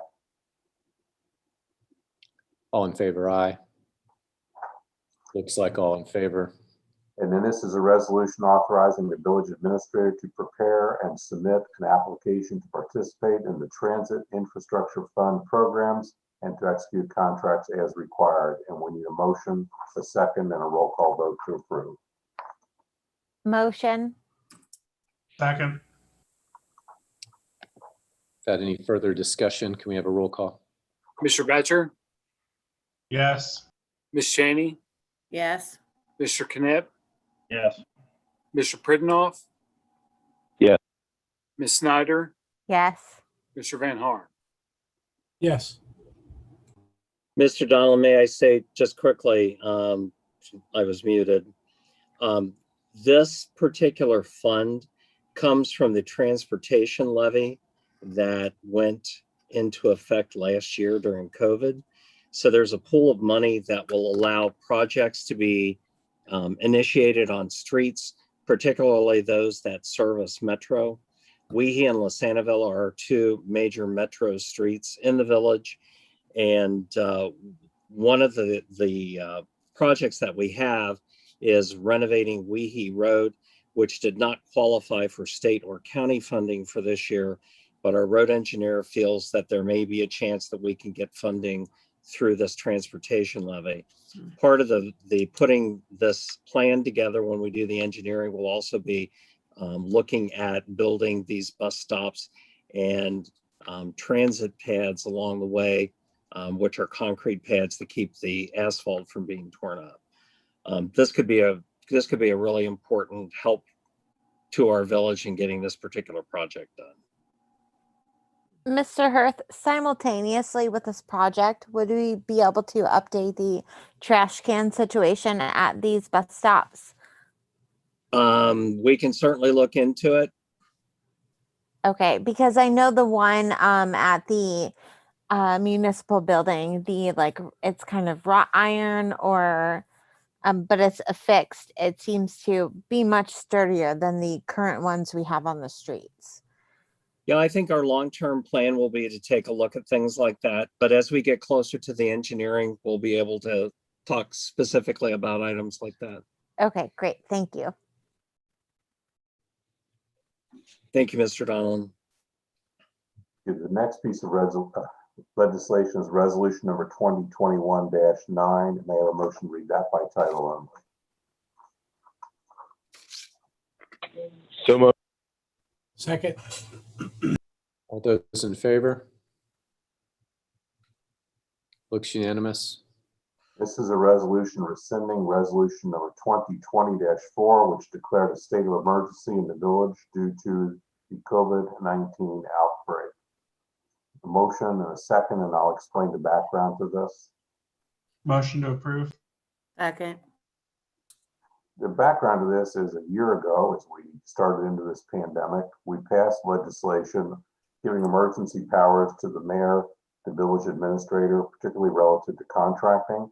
As the governor is now lifting that call for emergency June 2, we didn't want any confusion that there was still a state of emergency in the village of Gulf Manor. So the purpose of this resolution is just put us back where we were as best we can, but at the same time recognizing, to the mayor's point in his report, doesn't mean we're done with COVID-19. It just means we're done with some of these emergency restrictions, and people still need to be cautious, act cautiously. If this thing would rear its ugly head again, we may have to go back and revisit it. Do we have a motion to approve, a second, and a roll call vote? Motion to approve. Second. Second. Roll call. Mr. Betcher, Yes. Ms. Cheney, Yes. Mr. Knipp, Yes.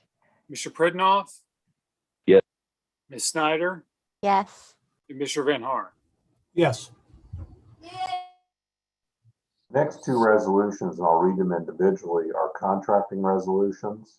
So the first is resolution number 2021-10. May I have a motion to read by title only? Motion So to moved. read by title only. Second.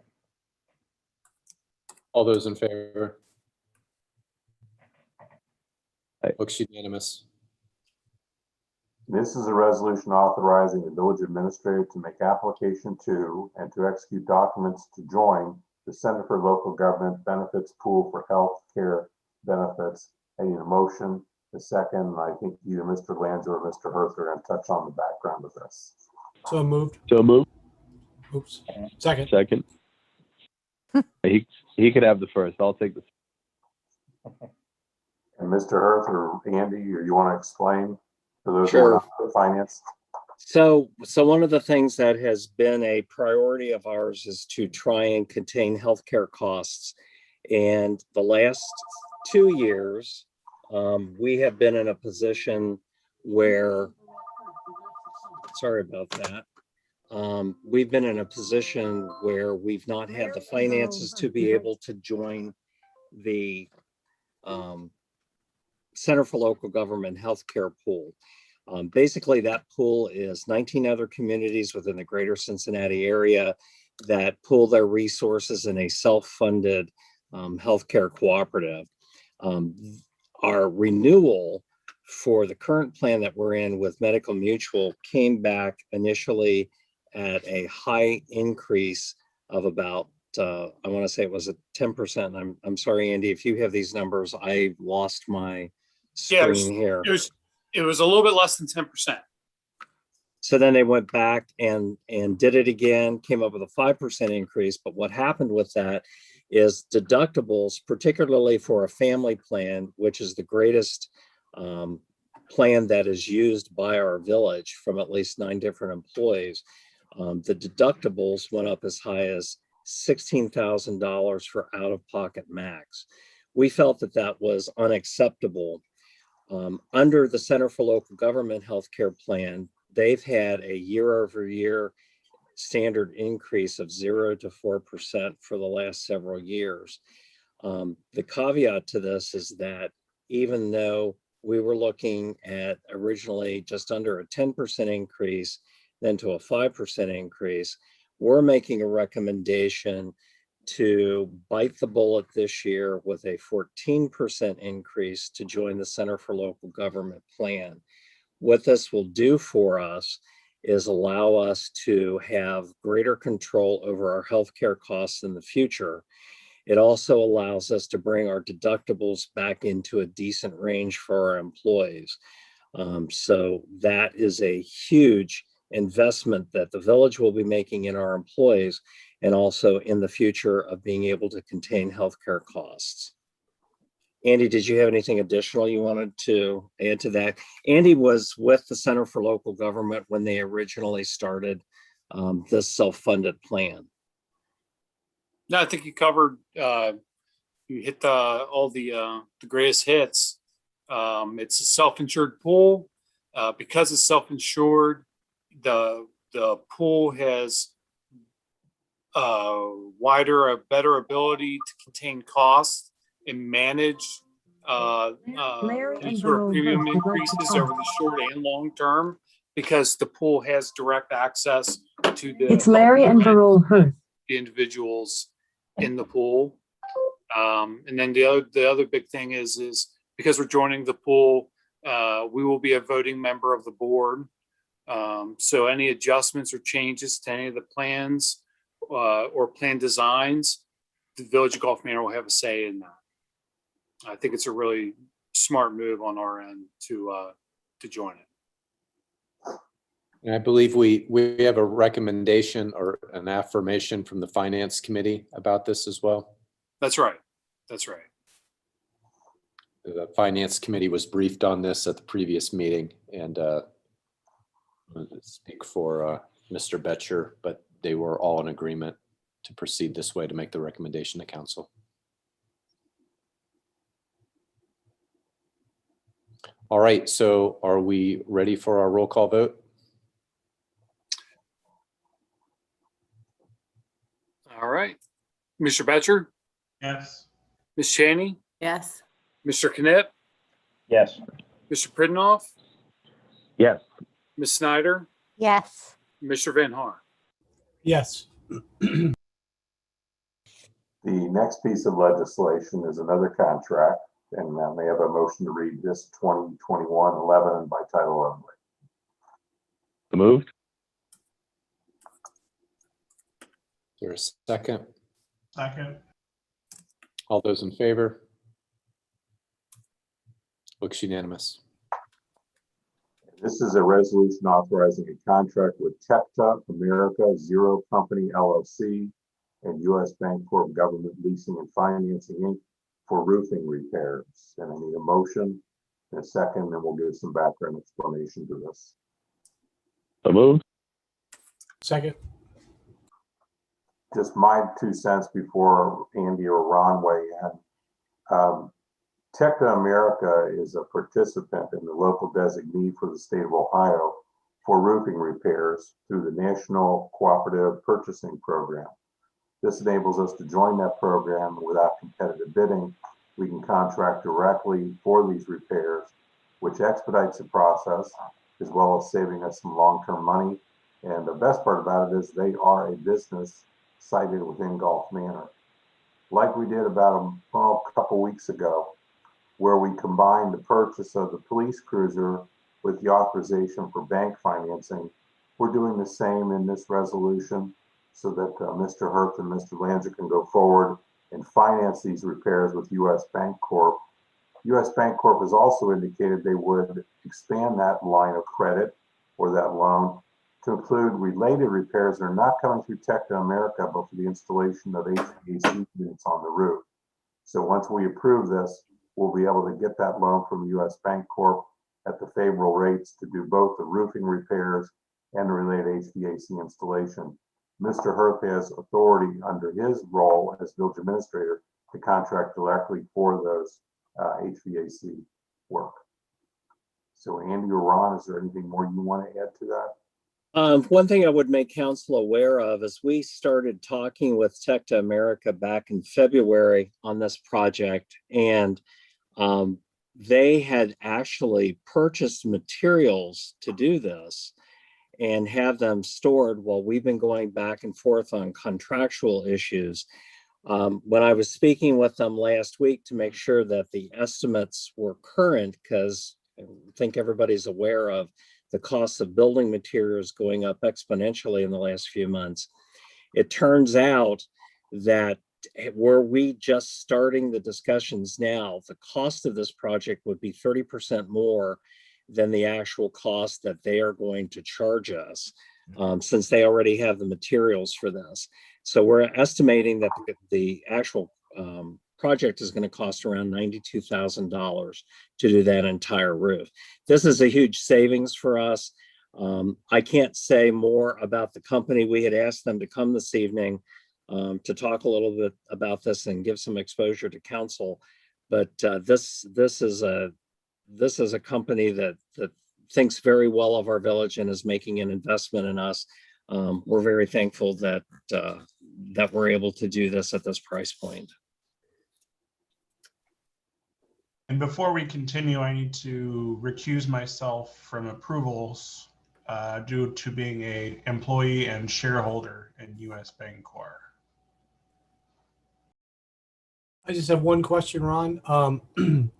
In my dealings with the fire board and such, I've heard lots of information. One is that a lot of fire stations are moving to where they have to ventilate their vehicles. Where they'll actually have a tube on the exhaust and out the roof. I think that's right. It might be out the side, so if I'm not right, but that is a health consideration that they're doing. Depending on how that's done, is that something that can be considered as part of this project in terms of either making sure they know how to that's something for the future or something like that. I just don't know. I just want to throw that in there because I've heard that ours is not ventilated that way, and it should be in the future. So That is correct, and there was no discussion of this with the fire district, so that is not a part of this project.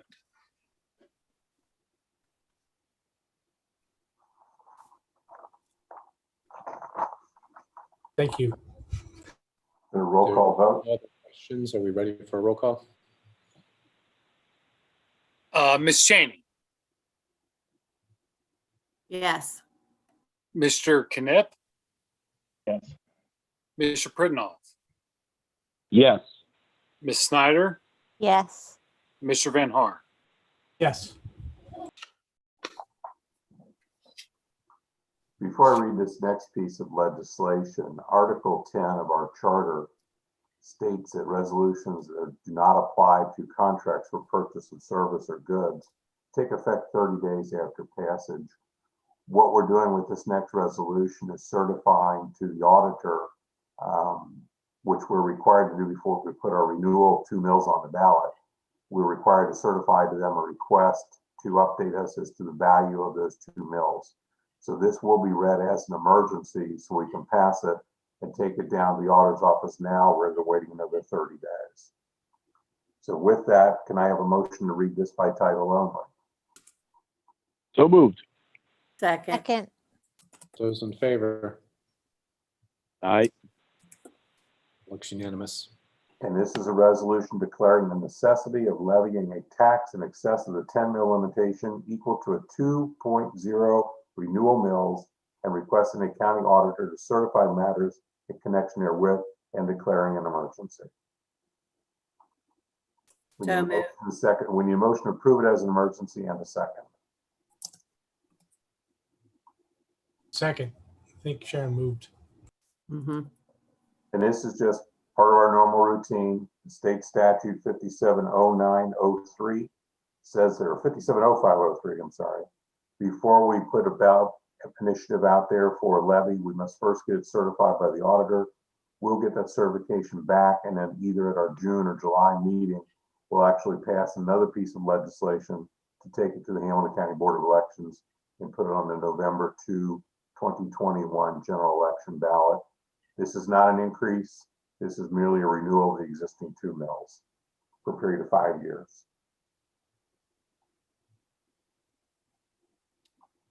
Questions, We ready? comments, or roll call vote? Mr. Betcher, Yes. Ms. Cheney, Yes. Mr. Knipp, Yes. Mr. Pridnoff, Yes. Ms. Snyder, Yes. Mr. Van Haar. Yes. These next few pieces of legislation I mentioned are added to the agenda this evening. Our charter says that an ordinance may be read by title only if made available in advance of the meeting. Actually, state statute, which I quickly called up, section 731.17 says that you may read a resolution by title only, unless you by motion ask me to read it in its entirety. I'm assuming at the late hour, no one wants to make a motion to read the rest of these by anything other than title. So moved. For the absence, we'll read these by title only, then I'll let those appropriate to give the explanation behind them. So the first is resolution number 2021-13, a resolution establishing compensation for the village administrator. And again, because it's not contract for purchase, it would be and declaring an emergency. So it takes effect immediately. And do we have a motion and a second to approve? Motion to approve. Second. Second. I'd ask the finance chair, Mr. Betcher, to give a brief description of what it is that we're doing here.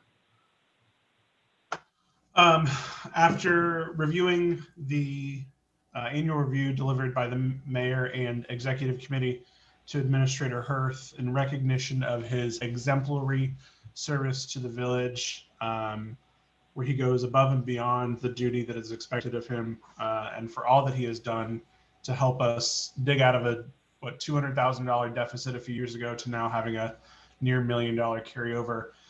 We are recommending that his salary be adjusted to $82,000 a year.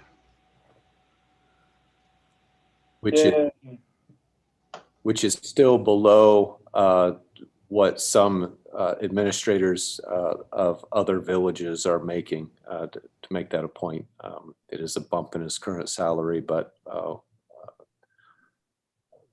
can you speak to that at all, where his salary falls in regard to others?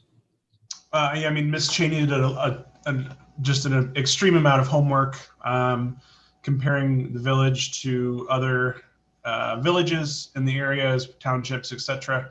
And there are administrators that make more, there are administrators that make less, but we wanted to make sure that Mr. Hirth felt rewarded for the work that he puts into above the standard 3% mark that he probably expected. But we wanted to make sure that we appreciate the work that he does for the village and that he's compensated adequately for the work that he does.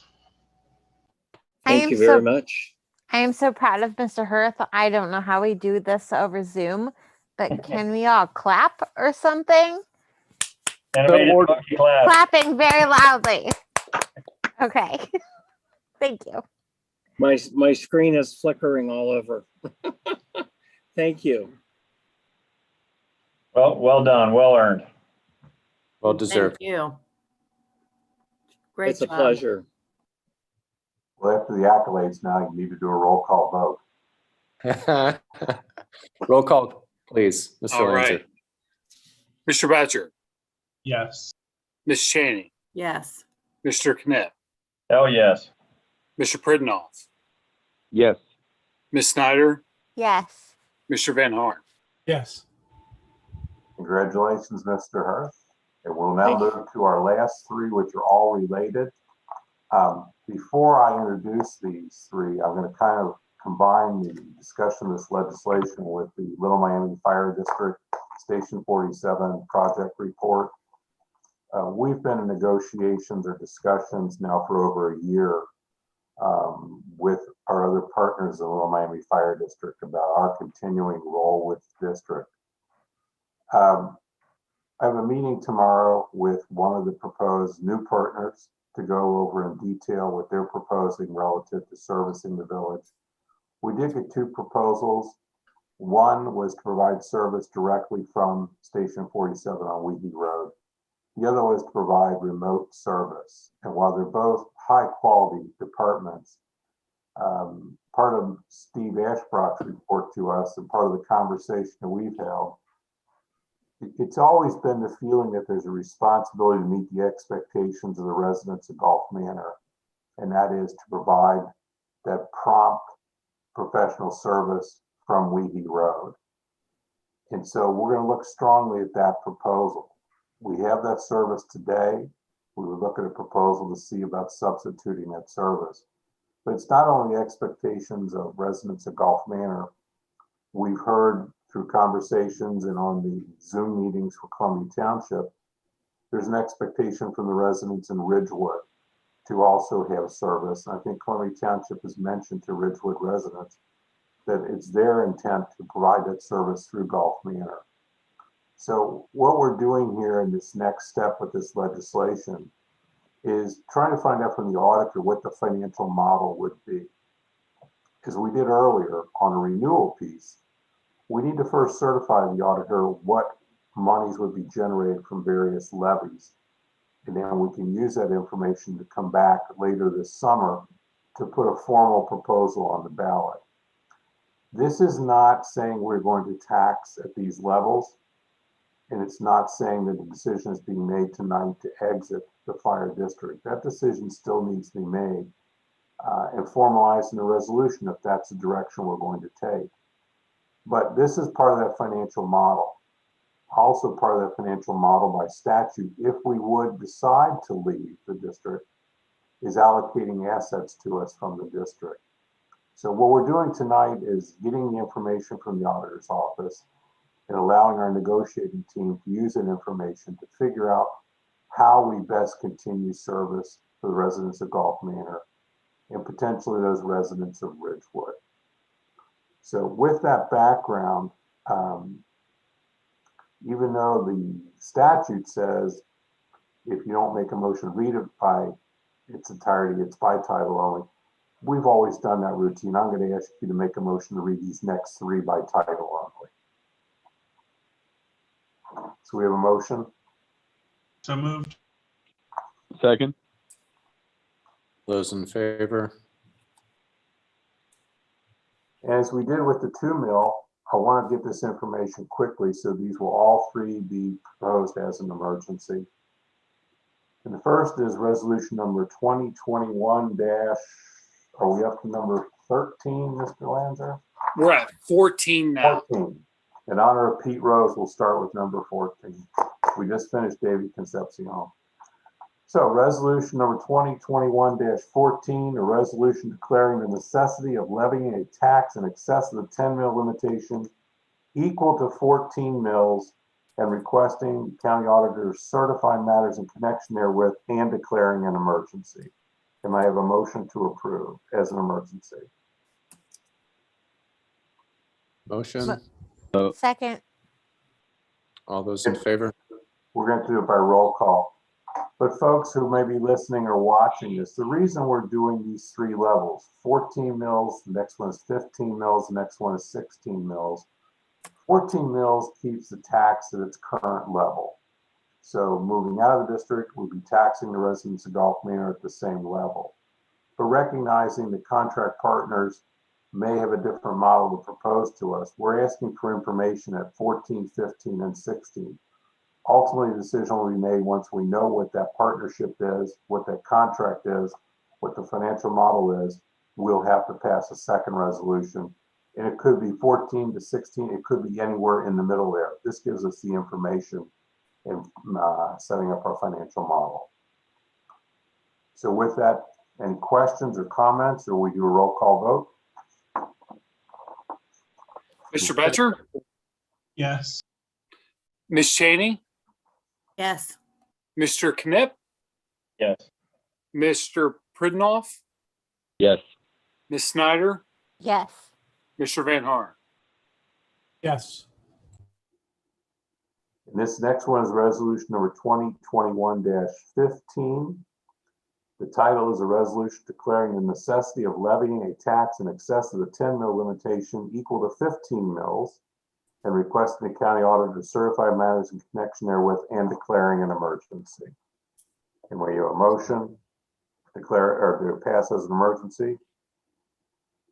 So moved. So moved. All those in Second. favor? Any more discussion of it, or you just want to do the roll call vote? This is just Roll the call. next tier up. Okay, do we need a motion to approve? I think we did have a motion to approve it as an emergency. Okay. Mr. Betcher? Yes. Ms. Cheney? Yes. Mr. Knipp? Yes. Mr. Pridnoff? Yes. Ms. Snyder? Yes. Mr. Van Haar? Yes.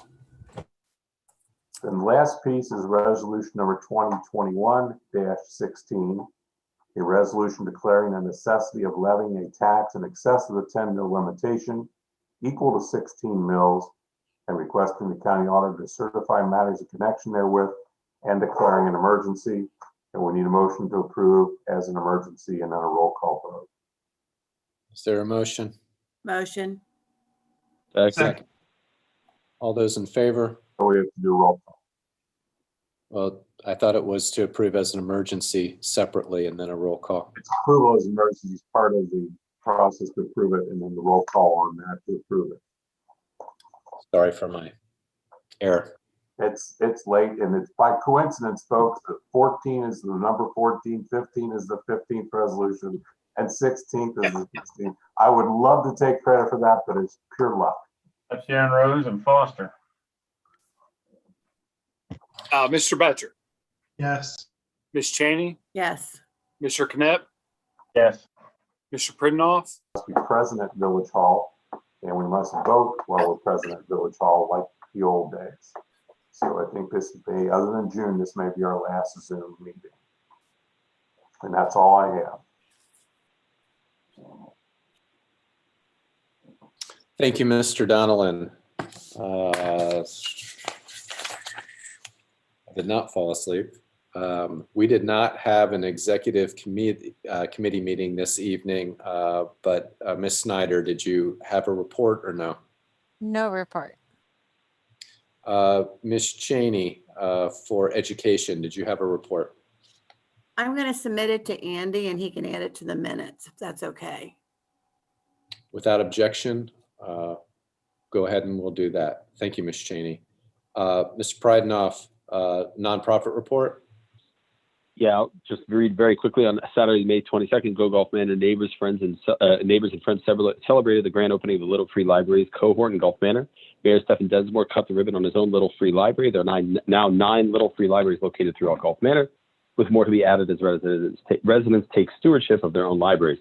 Neighbors and friends can take a book, take a book or leave a book at any time at the Little Free Libraries in Golf Manor. Check the comments in the post of the map of all current Little Free Library locations. More locations will be added as they are installed. Thank you to special guest Michelle Gunther of Literacy Network of Greater Cincinnati, Mayor Densmore, four mayors Ron Hurth and Alan Zafiro, council members Sharon Cheney, Roger Van Harn, and Ashley Snyder. Go Golf Manor Little Library team Heather and Josh Pine, Elaine Moskowitz, Lisa Marie, and Haven Van Harn. Joshua and Brian Booth, I apologize if I'm butchering any names. Allison Ogilvy, the Little Free Library organization, and everyone who has supported and donated to Go Golf Manor's Little Free Library project. Also, next first Friday food truck event at Volunteer Park is Friday, June 4th. Food truck is going to be checked out the Go Golf Manor Facebook page for details. End of report. I nominate Mr. Pridenoff as our auctioneer if we ever need to auction any. That was amazing. I gratefully accept. Gratefully accept. I think he Thank used you. to read credits at the end of movies. That's what my former job was. Side effect on a drug commercial. I think it is poignant to say the food truck was voted #1 food truck in Cincinnati last year by the City Beat magazine. So Nice. Mr. Betcher, do you have a planning commission report? Next planning commission meeting scheduled for Monday, August 2nd. There's no pending business for June and 4th of July holiday in July. So the meeting will be not happen until August. Very good. Thank you, sir. Mr. Knepp, any engagement committee report? No report. Finance committee, Mr. Betcher. I think we covered the majority of it between the fiscal officer's report, the roof, and the other topics that have already been discussed. So I think we're good there. Very good. Without objection, we'll move on. And I believe Mr. Donnellan already covered points for our Project 47 Task Force Fire Services analysis. Are there any more comments, Mr. Donnellan or Mr. Hurth, concerning that report? Not at this time. All right, then have some announcements here. Summer council meetings begin on Monday, June 14th, 2021. Executive committee at 5:30 p.m., finance at 6:30 p.m., council at 7:30 p.m. Other summer sessions will be on July 12th, 2021 and August 16th, 2021. Community group Go Golf Manor hosts their second food truck Friday event in Volunteer Park on June 4th, 2021 from 4 to 9 p.m. Village of Golf Manor 4th of July parade returns on Sunday, July 4th, 2021. Step off at Bremont and Los Santasville at 11 a.m. And if there are any other announcements, I'll ask for them now. And in the absence of that, I'll ask for a motion to adjourn this evening. Motion to adjourn. Okay. All those in favor? That looks unanimous. Everyone, thank you for your service this evening. Good meeting, everyone.